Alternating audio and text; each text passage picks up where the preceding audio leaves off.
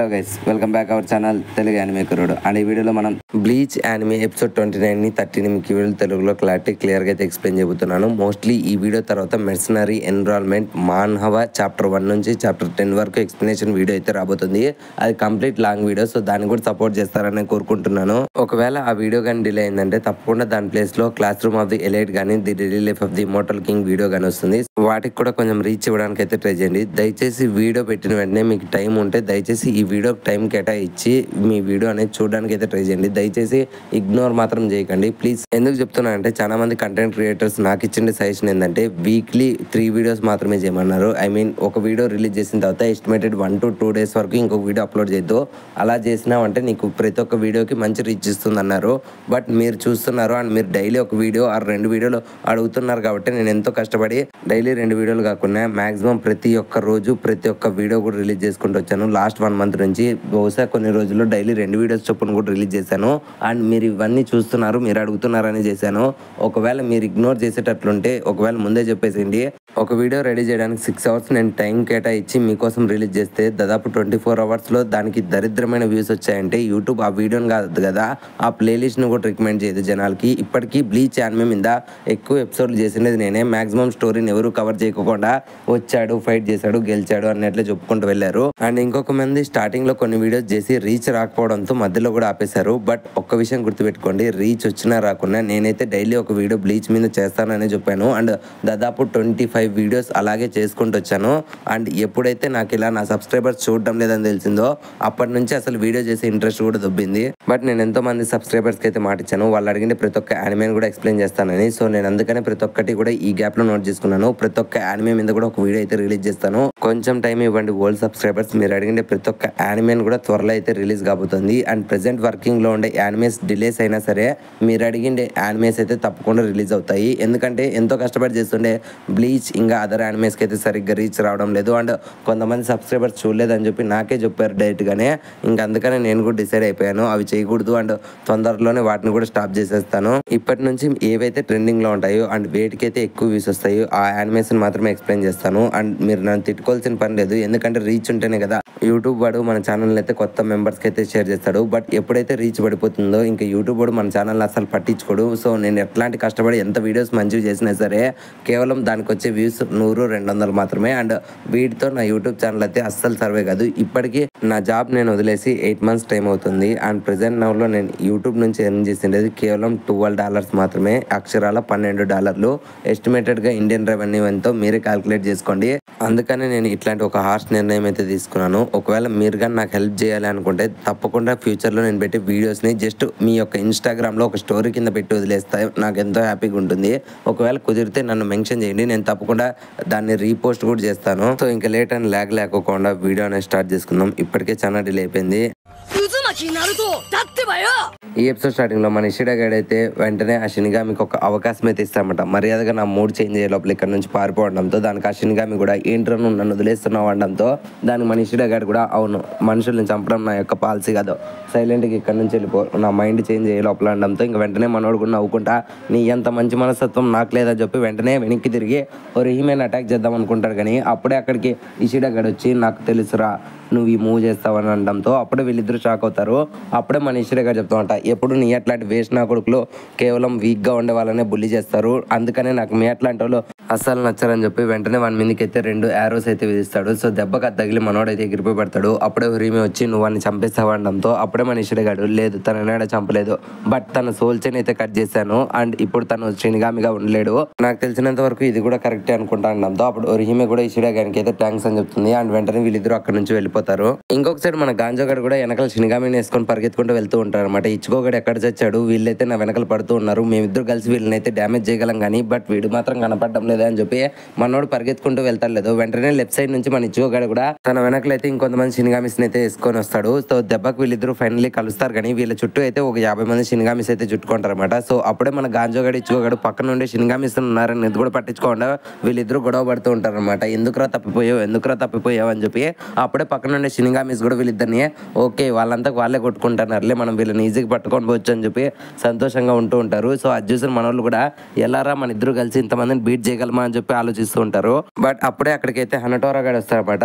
నేను last episode ending లోనే చెప్పా కదా, వీడు చాలా ఇంపార్టెంట్ క్యారెక్టర్ గుర్తుపెట్టుకోండి అని చెప్పి. ప్రెసెంట్ డౌన్ లో మన హనటోరా గాడు అయితే షిన్గామిస్ అందరినీ దాటుకొని ప్రెసెంట్ స్క్వాడ్ 4 లో ఉండే వాళ్ళు ఎవరైనా ఇక్కడ ఉన్నారా అనడంతో వెంటనే అన్నయ్యలు కూడా ఇక్కడ ఎవరు లేరా దొబ్బే అనడంతో ఇంకా వెంటనే మనోడు ఇచ్చుకో దగ్గర పడతాడు. దెబ్బకి ఇచ్చుకోగాడు వాడిని పట్టుకొని మీరు కానీ మాకు దావ వదలకుంటే మేము వీడిని చంపేస్తామని చెప్పి వాడిని భుజం మీద అయితే జాన్పక్తో పెట్టి వీళ్ళిద్దరు బెదిరిస్తూ ఉంటాడు. సో వాళ్ళందరూ కూడా వీడిని చూసి ఆలోచిస్తూ ఉంటారు అనమాట. అండ్ ఇంకొక సైడ్ మన కెంపాచి తన కింద ఉండే లెఫ్టినెంట్ తో చెప్తామంట, ఎందుకని రా నువ్వు ఇలా నన్ను తప్పుదావలోకి తీసుకొని వెళ్తున్నావు, ఒక్క స్ట్రాంగెస్ట్ పర్సన్ కాదు కదా, కనీసం ఒకంతో అన్న ఫైట్ చేసేటట్లు నాకు దావ అనేది చెప్పు అనడంతో ఆ లెఫ్టినెంట్ కూడా సరేలేండి సార్ నేను మంచి దావే చెప్తున్నా కదా, మీరే సక్రమంగా వెళ్ళడం లేదు అనడంతో ఇంకా మన కెంపాచి గారు కూడా వీడిని నమ్ముకొని వేస్టే అని చెప్పి అనుకుంటూ ఉంటాడు. బట్ ఈసారి మన లెఫ్టినెంట్ గారు అయితే కరెక్ట్ దావ చెప్తారు కానీ కెంపాచి గారు రాంగ్ దావలో వెళ్ళి అక్కడ నుంచి దూరంగా వెళ్ళిపోతాడు మన ఇచ్చుకోకి అండ్ గాంజోకి దూరంగా. అండ్ ఇంకొక సైడ్ మన గాంజో గడు ఇచ్చుకోగాడు వాళ్ళని ఎంత బెదిరిస్తున్నా సరే ఆ షినిగామిస్ మాత్రం వాడు చేస్తే మాకెంటికి అన్నట్లు బిహేవ్ చేస్తూ ఉంటారు. అప్పుడే మన ఇచ్చుకోగాడు అడుగుతామట, ఏంట్రా నీ హెయిర్ స్టైల్ వేరే విధంగా ఉంది, ఆనాయలు చూస్తే వేరే విధంగా ఉన్నారు, పైగా నేను చంపేమంటున్నారు, సో నీకు వాళ్ళకి డిఫరెన్స్ ఏంది అనడంతో అప్పుడే ఆ షినిగామి గాడు కూడా చెప్తామట, అవును మేమెంతో మంచోళ్ళమే అండ్ మేమెంతో పవర్ఫుల్ అనడంతో అప్పుడే ఆ షినిగామి గాడు కూడా ఆపరాని అబద్ధం మాటలు, మీ అట్లాంటి స్క్వాడ్ 4 చెందిన చెత్తనా కొడుకులంతా మా అట్లాంటి వాళ్ళకి డ్యామేజెస్ కి బ్యాండేజెస్ చుట్టడానికి తరమవుతారు, మీద ఒక వేస్ట్ స్క్వాడ్ అని చెప్పి తిట్టుతూ ఉంటారు. ఇంకా అజ్జూసన్ ఇచ్చుకోగాడు కూడా ఓకే వీడిని పెట్టుకొని కూడా మనం వేస్ట్ అన్నట్లు బాధపడుతూ ఉంటారు. అప్పుడే ఈ గ్యాప్ లోనే అక్కడ గోడ అనేది పగిలిపోతుంది అనమాట. అండ్ అక్కడంతా పొగ జుమ్మేసుకుంటుంది. అప్పుడే మన ఇచ్చుకోగాడు ఇంకా గాంజోగాడు వాడిని పట్టుకొని అక్కడ నుంచి పారిపోతారు, ఇదే మంచి టైం అనుకొని. అండ్ ఆ గోడ బద్దలు కొట్టినది ఎవరో కాదు మన గాంజోగాడు అనమాట. సో గాంజోగాడు వెంటనే బయటకు వచ్చి ఏంటి నేను ఇప్పుడే కదా ఇచ్చుకో యొక్క స్ట్రాంగ్ ప్రెజెన్స్ అని ఫీల్ అయ్యాను, బట్ ఇక్కడ ఇచ్చుకోలేడు ఏంటి అనుకుంటాడు.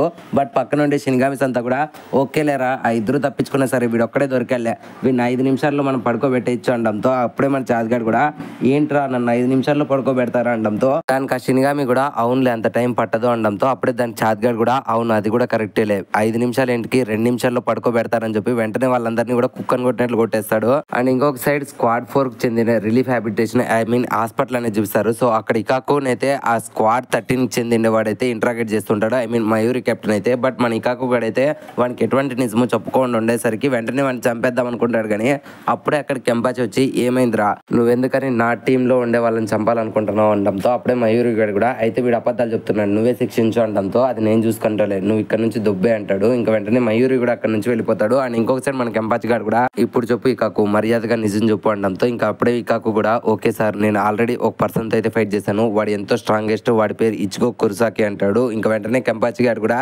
ఓకే వాడు అంత స్ట్రాంగ్ గా అనడంతో అప్పుడే మన ఇకాకు గారు చెప్తామంట అవును సార్ ఇన్ఫాక్ట్ మీరు కానీ మనతో ఫైట్ చేస్తే మీకు ఒక రేంజ్ సాటిస్ఫాక్షన్ మీకు ఎంతో బాగా టైం పాస్ అవుతుంది అనడంతో ఇంకా వెంటనే కెంపాచి గారు కూడా ఓకే నువ్వు రెస్ట్ తీసుకో అని చెప్పి వెంటనే అక్కడ నుంచి వెళ్ళిపోతాడు. అండ్ ఇంకొక సైడ్ మన గాంజో గాడు అండ్ ఇచ్చుకో గాడు అయితే రుకేన్ ఎలాగైనా సేవ్ చేయాలని చెప్పి ఒక ప్లాన్ రాసుకుంటూ ఉంటారు. బట్ అప్పుడే మన హనటోరా గాడు పైకి లేచి హాయ్ గాయస్ అనడంతో అప్పుడే మన ఇచ్చుకో గాడు గాంజో గాడు తిట్టుకుంటారు అనమాట, అసలు వీడిని ఎందుకు పట్టుకొచ్చావు అనడంతో దానికి గాంజో గాడు కూడా లేదురా నువ్వు అని చెప్పి ఇద్దరు గొడవ పడుతూ ఉంటారు. అప్పుడే హనటోరా గాడు కూడా అదంతా వదిలేసేయండి, మీరు ఒకవేళ రుకేన్ సేవ్ చేయాలనుకుంటే నేను కూడా మీకు హెల్ప్ చేస్తాను అంటాడు. అండ్ ఇంకొక సైడ్ మన కెంపాచి గారు కూడా ఈసారి భూమి మీద పరిగెత్తే కుదరదని చెప్పి వెంటనే బిల్డింగ్ల పైకి ఎగిరి ఇచ్చుకో కురుసాకి ఎక్కడ ఉన్నావు నేను నీకోసం ఎదురు చూస్తున్నాను అని చెప్పి అరుస్తాడు. అండ్ ఈ సీన్ తోని ఎపిసోడ్ అనేది అండి అయిపోయింది ఫ్రెండ్స్. అప్పుడే అయిపోయింది అనుకోకు, ఇప్పుడే మొదలయ్యింది. ఈ ఎపిసోడ్ స్టార్ట్ లో మన హనటోరా గాడు రుకియాని మన ఇచ్చుకో గాని సేవ్ చేద్దాం అనుకుంటున్నారని చెప్పి తెలిసి వెంటనే మనోడు కూడా నేను కూడా మీకు హెల్ప్ చేస్తాను అంటాడు. సో ఆ మాటలు విని వీళ్ళిద్దరు షాక్ అవుతారు. అండ్ వెంటనే హనటోరా గాడు చెప్తామంట రుకియాని ఎక్కడైతే ఉంచారో సో నేను దాని దగ్గరికి అయితే మిమ్మల్ని తీసుకుని వెళ్తాను, నాకు ఒక సీక్రెట్ దావ తెలుసు అనడంతో ఇంకా ఆ మాటలు విని మనోళ్ళు కూడా ఓకే అని చెప్పి వెంటనే హనటోరా గానితో అయితే వెళ్తూ ఉంటారు. అదొక అండర్ గ్రౌండ్ మార్గం అనమాట. అండ్ వెళ్తూ ఉండగా మన ఇచ్చుకో గానికి ఒక డౌట్ వస్తుంది, అసలు నువ్వు ఎందుకని మాకు హెల్ప్ చేస్తున్నావు హంటోరా అనడంతో అప్పుడే హంటోరా గాడు కూడా లేదు నాకు రుకియా అంటే ఎంతో ఇష్టం, ఇన్ఫాక్ట్ తను ఎంతో కైండ్ అమ్మాయి, నేను ఫస్ట్ టైం తన సెల్లో మీట్ అయ్యాను అండ్ నేను అక్కడికి ఎప్పుడూ క్లీనింగ్ ప్రాసెస్ గానే వెళ్తాను, అదే నేను ఫస్ట్ టైం రుకియాని చూడడం. సో నేను క్లీన్ చేసేసిన తర్వాత రుకియా నాకైతే ట్యాంక్ చెప్పింది, ఇంతవరకు నా పనిని మెచ్చుకునే వాళ్ళలో ఫస్ట్ పర్సన్ ఎవరైనా ఉన్నారంటే అది రుకియానే. సో అలాగే నేను ప్రతిరోజు రుకియాతో మాట్లాడడం కోసం తన సెల్కి వెళ్ళి తన సెల్ కూడా క్లీన్ చేసేవాడిని. సో ఆ ప్రాసెస్ లోనే రుకియా నాతో ఎంతో కైండ్ గా మాట్లాడింది. ఇన్ఫాక్ట్ తను హ్యూమన్ వరల్డ్ లో 2 months స్పెండ్ చేసిందంట కదా, అక్కడ తను ఏమేమి నేర్చుకుందో సో ప్రతి ఒక్కటి కూడా నాతో ఎక్స్ప్లెయిన్ చేసింది. ఇన్ఫాక్ట్ నాకు డ్రింక్ తాగడం కూడా రాదు, తనే నేర్పించింది అని చెప్తుంది. సో ఆ మాటలు విని మన ఇచ్చుగో గాడు కూడా షాక్ అవుతాడు. ఎందుకంటే తను డ్రింక్ ఎలా తాగాలో ఇచ్చుగోని నేర్పించింటాడు రుకియాకి. అండ్ అంతేకాకుండా రుకియాకి అండ్ ఇచ్చుగోకి జరిగిండే మెమరబుల్ మూమెంట్స్ అన్ని కూడా మనోనికి అయితే చెప్పింటుంది హనటోరాకి. ఆ మాటలు విని మన హనటోరా గాడు కూడా ఓకే ఇప్పుడు నువ్వు అంతగా ఏం తప్పు చేసావని చెప్పి ఈ సెల్లులో వేసావు అనడంతో దానికి మన రుకియా కూడా అవును నాకు కూడా తెలియదు అంత పెద్ద తప్పు నేను చేశానో లేదో, బట్ నేను ఒక్క విషయం మాత్రం చెప్పగలను, నేను యాక్సిడెంటల్గా ఆ మనిషిని కలిశాను అండ్ 2 నెలలు వాంతో పాటు ఉన్నాను. నేను ఇప్పటికీ చెప్పగలను నా బాటమ్ హైట్ నుంచి నేను తనని ట్రస్ట్ చేస్తూ ఉంటానని చెప్పి రుకియా చెప్పింటుంది అనమాట. సో ఆ మాటలు విన్న మన ఇచ్చుకోగాడు కూడా ఓకే ఇప్పుడు మనకు టైం లేదు, వెంటనే వెళ్ళి రుకియాని కాపాడాలని చెప్పి మనోడు పరిగెత్తుకుంటూ వెళ్తూ ఉంటాడు. సో వెంటనే గాంజో గానికి అనటోరాకి అర్థం కాదనమాట, ఎందుకు ఇచ్చుకో అలా పరిగెత్తున్నావు, జస్ట్ వెయిట్ చేయి కామ్గా వెళ్దాం అన్నా సరే మన ఇచ్చుకోగాడు మాత్రం ఇంతవరకు రుకియాతో జరిపిండే ప్రతి ఒక్క మూమెంట్ని గుర్తు తెచ్చుకుంటాడు. ఐ మీన్ ఫస్ట్ టైం రుకియాని కలవడం అండ్ తనతో పాటు యాక్సిడెంటల్గా షినిగామి అవ్వడం, సో తను ఇంకా రుకియా కలిసి ఎన్నో షినిగామిస్ని డిస్ట్రాయ్ చేయడం, వీళ్ళిద్దరి మధ్యలో జరిగిన ఫేవరెట్ మూమెంట్స్ అండ్ ఫైనలీ రుకియాని తను కాపాడలేకపోవడం అండ్ రుకియా తనను వదిలేసి వెళ్ళడం అండ్ ఇన్ని మూమెంట్స్ని కూడా మన ఇచ్చుకోగాడు గుర్తు తెచ్చుకుంటాడు. నన్ను క్షమించి రుకియా, నేను ఎలాగైనా సరే నేను సేవ్ చేస్తానని చెప్పి మనోడు పరిగెత్తుకుంటూ వెళ్తూ ఉంటాడు. అండ్ ఇంకొక సైడ్ మన లెఫ్టినెంట్స్ అందరూ కూడా మీటింగ్లో ఉంటారు అనమాట. సో అప్పుడే మన ఇచ్చుగో అండ్ తన గ్యాంగ్ ఎవరెవరినైతే డిఫీట్ చేశారో వాళ్ళ లిస్ట్ వచ్చింటుంది అనమాట. సో లెఫ్టినెంట్స్ వాళ్ళ పేర్లు చదివి షాక్ అవుతామట, ఏంట్రా బయట నుంచి వచ్చిండే ఇంట్రడ్యూసర్స్ ఇంతమందిని డిఫీట్ చేస్తారా, వీళ్ళలో అంత సత్తా ఉందని చెప్పి అందరూ మాట్లాడుకుంటూ ఉంటారు. అప్పుడే ఒక లెఫ్టినెంట్ చెప్తామంట, అవును వాళ్ళు డిఫీటే కాకుండా ఒక పర్సన్ హాస్టేజెస్ గా తీసుకున్నాడు అని చెప్పడంతో ఇంకా ఆ మాటలు విని మన రంజీ గారు కూడా అర్థం చేసుకుంటాడు, లాస్ట్ టైం నేను వాడి చేతిలో ఓడిపోయాను, ఈసారి వాడికి నా చేతిలో కన్ఫర్మ్ చావే అని చెప్పి మన రంజీ గారు అయితే ఆలోచిస్తూ ఉంటాడు. అండ్ ఈ గ్యాప్ లోనే లెఫ్టినెంట్స్ అందరూ కూడా ఆర్గ్యూ చేసుకుంటూ ఉంటారు. అండ్ ఈ గ్యాప్ లోనే ఐజన్ కింద ఉండే లెఫ్టినెంట్ అయితే మన రంజీని పిలుస్తుంది అనమాట, మనం ఎక్కడైనా జాగ్రత్తగా ఉందామా అనడంతో అప్పుడే పక్కన రంజీ గారు ఉండడు, మనోడు సైలెంట్ గా అక్కడ నుంచి ఎస్కేప్ అయిపోయి ఉంటాడు. మస్తు షేడ్స్ ఉన్నారా నీలా అబ్బో కమలాసన్. అండ్ ఇంకొక సైడ్ మన హంటోరా ఇచ్చుకొని అండ్ గాంజో గాన్ని అయితే ఆ రెపాంటిస్ సెల్ దగ్గరికి అయితే తీసుకొని వచ్చింటాడు. సో కొద్ది దూరంలో ఆ రెపాంటిస్ సెల్ ఉంటుంది. సో అక్కడ మెటుకులు ఎక్కిపోతే లోపలికి ఎంట్రన్స్ ఉంటుంది. సో అక్కడ నుంచి మనం రుకియాని సేవ్ చేయడం కోసం ఆ టవర్ లోపలికి వెళ్ళాలి అనడంతో ఇంక వెంటనే మనోళ్ళు కూడా బయలుదేరుతారు. బట్ అప్పుడే గాంజోని మన ఇచ్చుకో ఆపి ఆగు ఆ మిస్ట్ లో ఎవరు ఉన్నట్లున్నారు అనడంతో అప్పుడే మెల్లగా ఆ మిస్ట్ లో నుంచి ఒక ఫేస్ అనేది కనపడుతుంది. సో ఆ ఫేస్ ఎవరిదో కాదు, రెంజీ అబ్రాయిద్ అనమాట. ఇంకా రెంజీని చూస్తుంటే మన ఇచ్చుకో గాడు కూడా ఓ నువ్వా అనడంతో ఇంక వెంటనే రెంజీ గాడు కూడా ఓకే నీకు బాగానే గుర్తున్నాను అనుకుంటా అంటాడు. అండ్ వెంటనే వీళ్ళిద్దరు మాట్లాడుకుంటూ ఉంటారు దూరం నుంచినే. అప్పుడే మన రంజీ గాడు లాస్ట్ టైం నువ్వు నన్ను డిఫీట్ చేసావు, బట్ ఈసారి అలా కుదరదు, ఇది నా చోటు అండ్ ఈసారి నువ్వు తలుచుకున్న నన్ను డిఫీట్ చేయలేవడంతో ఇంకా మన ఇచ్చుకోగాడు కూడా ఒకసారి దెబ్బలు తిన్నావు సరిపోదా, లాస్ట్ టైం నేను పొరపాటున ఓడిపోయినట్లున్నాను అనడంతో అప్పుడే రంజీ గాడు కూడా నువ్వు మా కెప్టెన్ చేతిలో చనిపోయింటే బాగుండు, బట్ ఇక్కడికి వచ్చి నా చేతిలో చనిపోతున్నావు చూడు అదే నీ ఫేట్ అని చెప్పి వెంటనే మన రంజీ గాడు అటాక్ చేయడానికి వస్తాడు. అయిపోయింది బతికి అయిపోయింది, నీ కొత్త చెక్కేస్తారులే ఈ రోజంతా జాగ్రత్త పడుకుంటా. అండ్ మన ఇచ్చుకోగాడు కూడా ఏమాత్రం తగ్గకుండా తన జాన్పక్తో తీసి వెంటనే వీడు కూడా అటాక్ చేస్తాడు.